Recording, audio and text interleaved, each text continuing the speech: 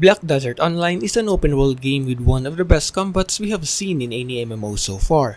But no matter how good it is, after playing for hundreds if not thousands of hours, many will actually get burnt out, especially with the type of mindless grinding this game has. But luckily the world of Black Desert does not solely revolve in grinding and killing mobs, as there are plethora of other things to do which gets you decent enough money to get what you want. There are quite a lot really, which overwhelms many new players on what to do. So in this video, we will discuss the different life skills in BDO, the activities that control the game's economy.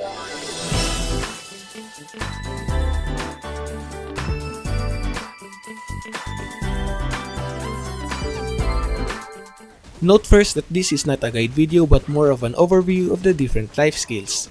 We will be publishing some in-depth guides later in the future, so if there is a life skill activity that you want us to cover first, then please tell us in the comment section below. Alright, with that out of the way, now let's talk first about gathering. This is a very important life skill which will have an effect on other life skill activities. I mean, many of the life skills are actually interconnected, but they pale in comparison to gathering with how much it can affect the other activities. Anyway, gathering, as what the name implies, is gathering materials around the world, be it lumbering the forest, foraging some herbs, or butchering millions of innocent sheep, you crazy son of a bitch.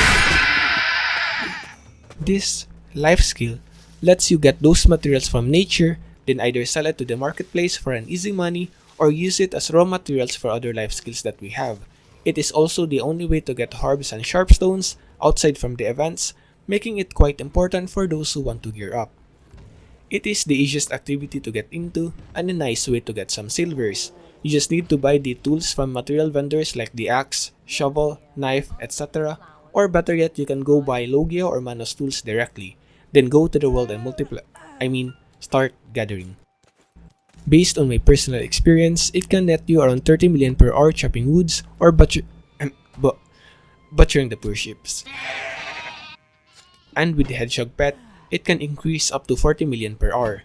It will vary greatly depending on market demands, but it usually beats low-level grinding spots, though you will be limited to the amount of energy that you have. And that is why many advises to gather every time your energy is full, and some even advises to gather in your alts. But if you have 19 alts, then that would be a freaking nightmare. The downside, however, is this is an active activity, and many finds it boring. Well, it is boring, but after grinding for the last 24 hours, this activity gets you relaxed for a bit before you finally go to sleep. Pretty therapeutic, I must say. Alright, the next one we have is fishing. Depending on your requirement, this can be an active activity that can net you around 40 million per hour with triple float rod, excluding the trip to Valencia, or can net you around 30 million using Balenos rod AFK overnight. This is another fairly easy life skill to get into, but will require a lot of inventory slots to be effective. In active mode, you will need a ship and a triple float rod and find fishing spots in the sea. The higher the fishing level you have, the more hotspot you see, and the lesser weapon durability reduction you get, which is important as those fishing rods are expensive. You will need to do fishing minigame and move to the next fishing spot. An artisan to trading with the Valencia trading buff is also recommended to increase the price of your catch by whooping 50%. For AFK mode, it is usually recommended to fish in the fresh water like Fairy Cabin and Natanis Pond to have higher chances of getting relics. Just equip your rod and go near the water and press spacebar, then leave it for the next few hours. Having a plus 10 Balanos rod and a penguin pet is a great way to reduce the auto fishing time. And personally, I average 10 to 12 relics per night, then selling the yellow and blue fishes to Valencia or on Imperial delivery, which nets me around 25 million all in all, but can go up to 30 million if RNG is with me. Another more forgotten life skill in line with fishing is harpooning, which uses a harpoon instead of a fishing rod. It is an active activity and has been generally not worth it due to its minigame, as normal fishing can be finished in seconds, while harpooning takes more a bit of time. Some just do it for knowledge, then forget about it forever. The next one we have is processing. Again, another fairly simple life skill activity that can be done in AFK mode. The higher your processing level, the more materials that can be produced. And with Mastery Update, lets you mass process higher number of materials. The idea is very simple. Just press the L button to open the processing tab, and select either chopping, heating, drying, simple alchemy, simple cooking, etc. etc., it can earn you measly 1 million per hour depending on the materials you make. But processing T1 materials like wood planks to plywoods can easily earn up to 8 million per hour all AFK.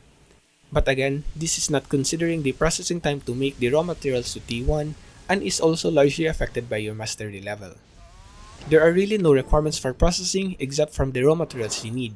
This is obtained by either buying it in the marketplace, which is not recommended by the way, especially if you are just starting out. The other one is letting you or your workers gather the said materials. This is where worker empires comes in, and generally, the woods in Calpheon is a good idea to process and sell. There are better items to process out there, but again changes with what the market demands. Of course, the higher your weight, the more AFK time you can get. Made costume is also a great addition if you can have any, which lets you process materials directly from your storage. The result thus goes into your inventory, but it gives you more AFK time as total weight of raw materials you need is higher compared to its output. Now let's talk about cooking. This time around you will need to have a residence and putting a cooking utensil inside it. It is a great way to make money as foods are large consumable in the world, but largely capped by the amount of raw materials you can get like seafoods, milk, and meat. Of course, there are foods with easy recipes, but you will have a lot of competition in this area due to lots of people doing it as well. Some people are saying you can earn above 20 million per hour just cooking, which is bullshit. Well, it's not completely bullshit, but it's shitty nonetheless. Yes, you can have that amount of money, but that is considering you have all the raw materials to make the food you need. Sadly, this is not usually the case, and most of the time will require you to gather yourself for several hours or pre-order it in the marketplace, which will cost money. And I said pre-order as those things are usually out of stock. In real life scenario, expect around 3 million selling basic foods in the marketplace, or like 10 to 15 million if you have gathered some materials beforehand, which you can sell directly to the marketplace or through Imperial Delivery. Now, Imperial Delivery is a neat way to avoid the marketplace tax and earn money through some easy recipes. However, it needs quite a bit of explanation, so please do your research beforehand or you can wait for the next video about it. And by the way, cooking is a nice way to get contribution points, especially in earlier levels. And you will need beer for your workers anyway, so that's why many are cooking from time to time, even if they are not selling it in the marketplace. Alright, moving on, we have alchemy. This is fairly similar to cooking, which requires a residence, but instead of a cooking utensil, you will need an alchemy tool.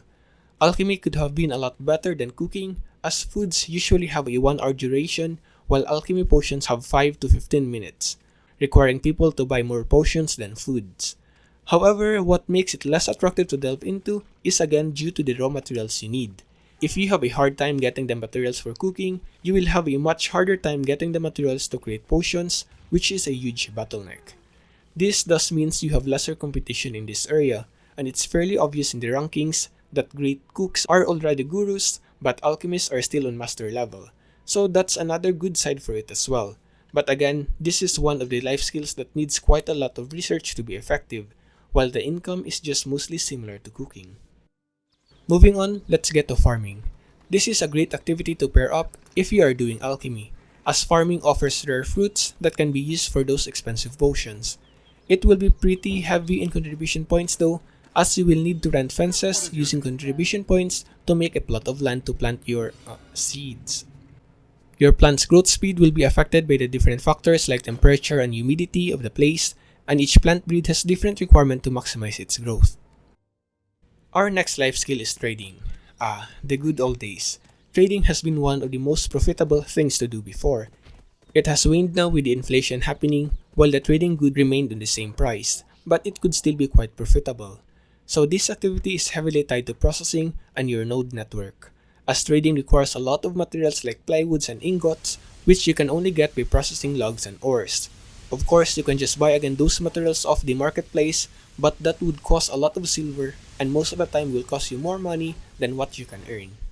Once you have processed the materials, you can start using your workers to make rates in either Grana or Trent.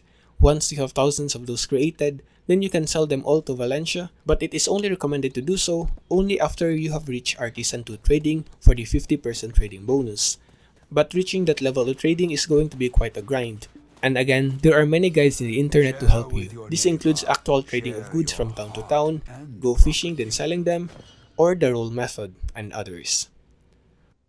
Of course, trading is not all about the trash crates you sell to Valencia, but can actually continue doing trading from town to town, which helps level up your horses, batrash silver per hour, or do imperial trading to portrait. But these are just profitable if you are at master level trading. Up next, we have bartering. This is the new trading, offering great amount of silver but will require quite a lot of dedication and investment to do so. Bartering is a semi-AFK activity which requires you to have a sailboat, then hopping from island to island to exchange materials.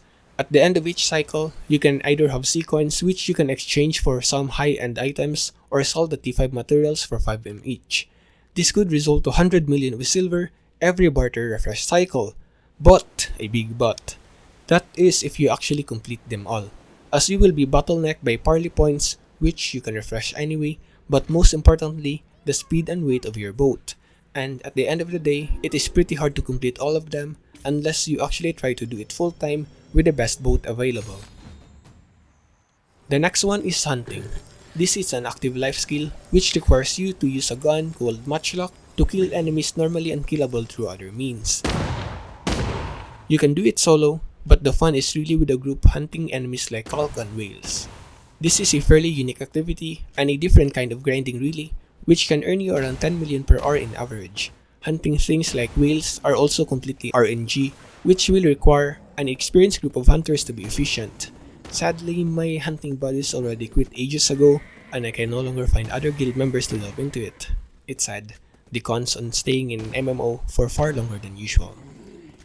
Anyway, hunting calc and wheels do drop guaranteed hard and sharp stones, which is always a plus. Last but not the least, we have training, or more specifically, horse training. This could potentially be the only AFK activity that can go on for weeks without your intervention.